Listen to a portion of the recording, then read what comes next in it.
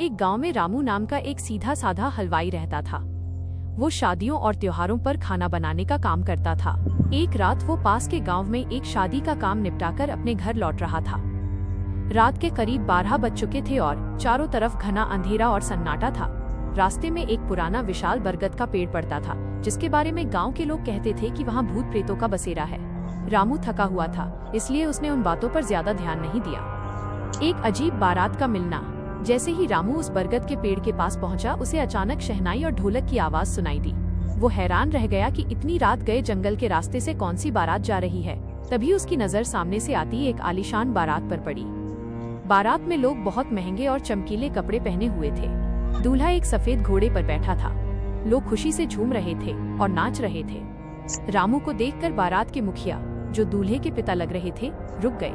उन्होंने रामू से कहा, भाई, हमारी बारात बहुत दूर से आई है और हमारे हलवाई की तबीयत खराब हो गई है।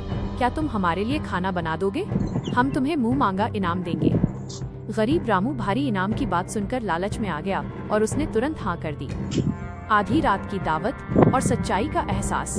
बाराती रामू को उसी बरगद के पेड़ के पीछे एक बड़े मैदान में ले गए, जहां अचानक एक आलीशान महल दिखाई दे रहा था, जबकि वहां कोई महल था ही नहीं। रामू को खाना बनाने का सारा सामान दे दिया गया। रामू फटाफट पूड़ियाँ और मिठाइयाँ बनाने लगा। खाना बनाते बनाते जब उसने नाचते हुए बारातियों को ध्यान से देखा तो उसके होश उड़ गए। बारातियों के पैर उल्टे थे, उनकी आंखें पूरी तरह से लाल थीं। जब वे हंसते तो उनके मुंह से अजीब सी डरावनी आवाजें निकलती थीं। रामू का डर। रामू समझ गया कि ये इंसानों की बारात नहीं, बल्कि चुड़ैलों और भूतों की बारात है। वो अंदर से बुरी तरह कांपने लगा, लेकिन उसने अपना डर छुपाए रखा, क्योंकि वो जानता था कि अगर उसने चिल्लाने की कोशिश की तो वे उसे मार डालेंगे। चतुराई और बचाव। जैसे ही खाना बनकर तैयार हुआ, चुड़ैलों और भूतों ने रामू को घेर लिया।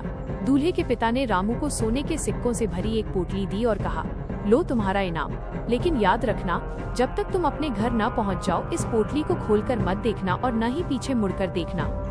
रामू ने सिर हिलाया, पोटली ली और बिना पीछे मुड़े अपने घर की तरफ दौड़ पड़ा।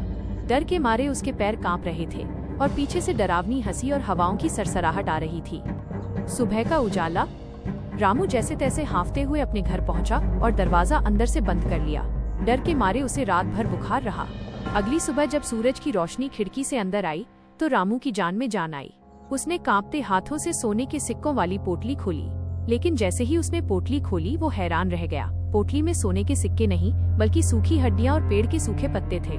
रामू तुरंत दौड़कर उस बरगद के पेड़ के पास गया। वहाँ न तो कोई महल था और न ही कोई बारात। जमीन पर सिर्फ चूल्हे की राख पड़ी थी। निष्कर्ष, रामू समझ गया कि वो चुड़ैलों के चंगुल से बाल बाल बचा था।